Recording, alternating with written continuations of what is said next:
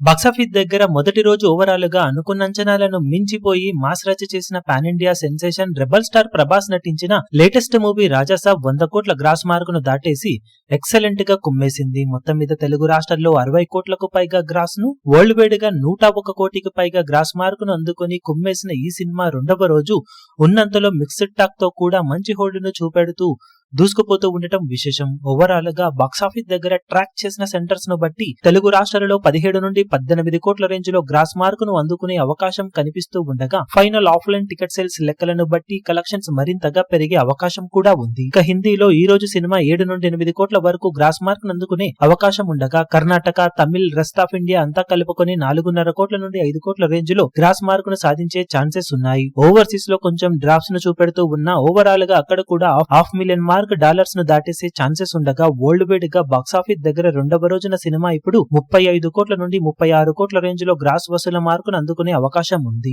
మొత్తం మీద నైట్ షోలకు మొదటి రోజు రేంజ్ లో నైట్ షోలలో ఫుల్ డేటా అంచనాలను మించితే ఈ లెక్క మరికాస్త పెరిగే అవకాశం కూడా ఉంటుంది.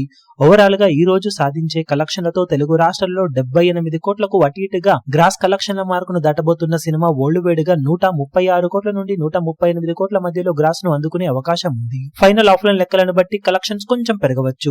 మరి మొత్తం మీద బాక్సాఫీస్ దగ్గర 2 రోజుల్లో సినిమా సాధించే ఏరియాల వారి కలెక్షన్ల వివరాలు ఈ అంచనాలను మించిపోతాయా లేక ఇదే విధంగా కలెక్షన్లను సాధించగలుగుతాయో చూడాలి.